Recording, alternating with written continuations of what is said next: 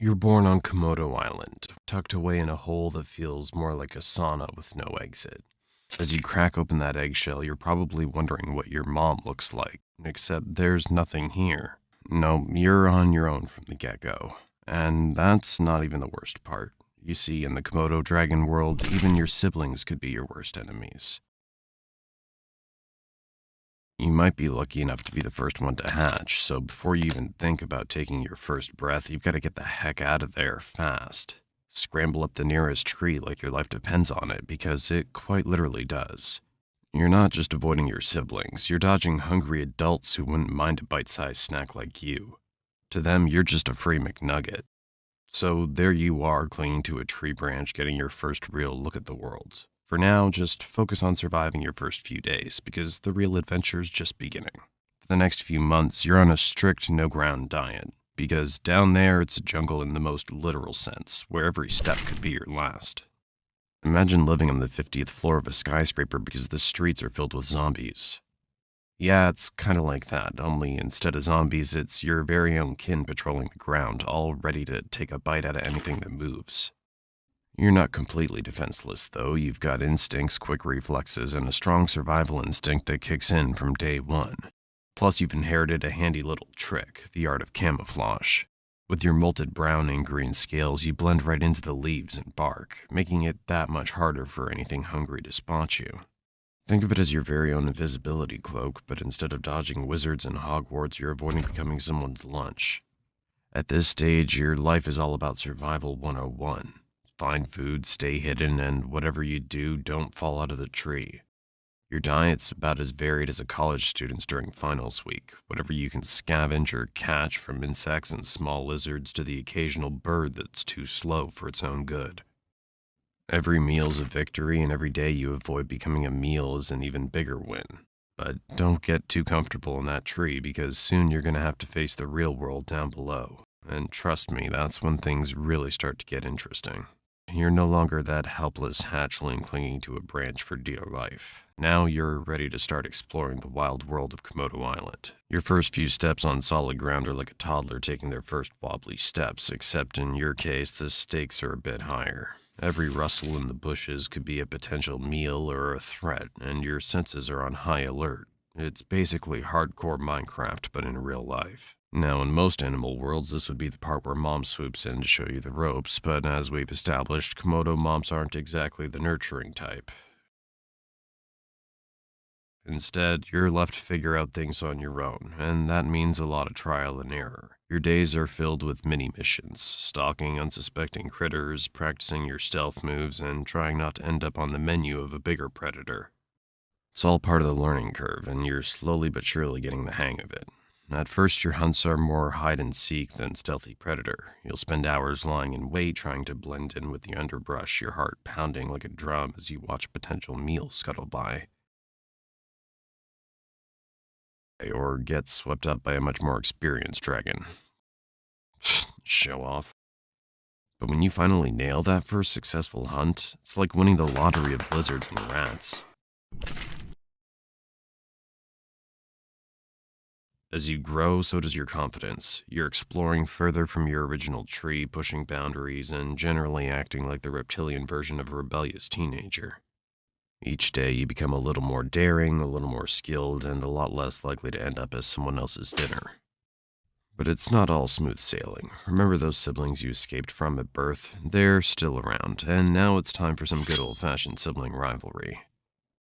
And the prize is, well, not dying. As you transition from Komodo teen to adulthood, you start to realize that the world is both bigger and smaller than you once thought. The island is vast, but it's also crowded with other dragons, each staking their claim to the best hunting grounds. It's time to find your own territory. Think of it like moving out of your parents' basement and into your first flat, except your parents never had a basement and your family's been trying to eat you this whole time. Finding territory is like trying to score the last available seat at a sold-out concert. It takes luck, strategy, and probably a scuffle or two. You'll roam across Komodo Island, covering miles of rugged terrain, scanning for that perfect spot. Once you find a potential territory, the real challenge begins: making it yours. Imagine walking for hours to find the perfect spot, only to discover that it's already been taken by a dragon twice your size.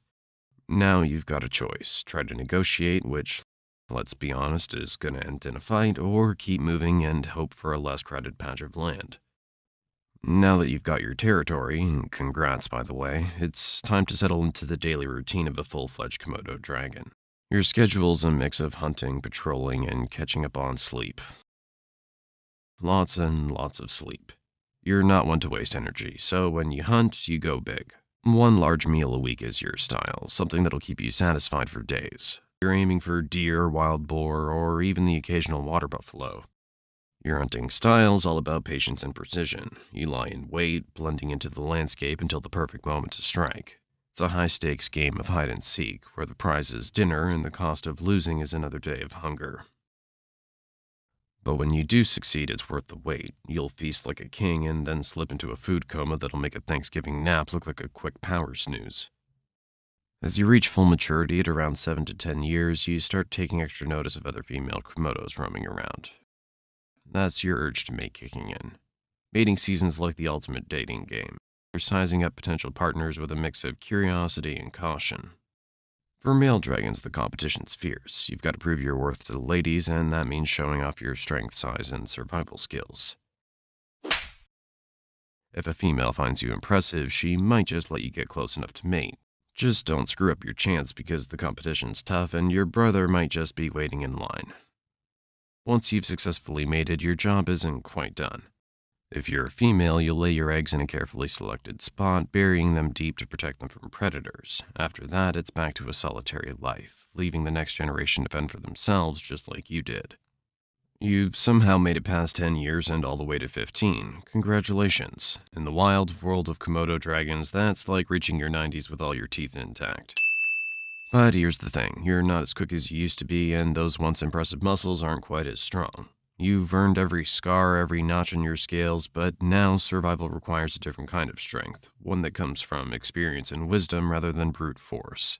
But with age comes new challenges, and you knew this day would come. Another younger dragon wants your territory, and this battle might be your last. The young dragon's eager, strong, and even reminds you of yourself when you first went out to get your own territory. Hey, it might even be your own son, who knows? Komodo dragons aren't exactly great parents. This fight is different from the others you've had. Although you're older and wiser, you're also more vulnerable. Your opponent's fast, relentless, and every blow feels a little harder than the last. But you're not about to go down without a fight. You dig deep, drawing on every ounce of strength and every trick you've learned over the years. In the end, it's a close call. Maybe you win, driving the challenger away one last time. Or maybe you lose, forced to retreat to the fringes of your territory, battered but not broken. Either way, this fight marks the beginning of the end. You've held your ground for years, but now it's clear that the balance of power is shifting. The jungle's a harsh place, and even the strongest can't rule forever. After years of ruling your territory, you give one last growl. And now, as you feel the weight of time pressing down, you know that the jungle will continue with or without you.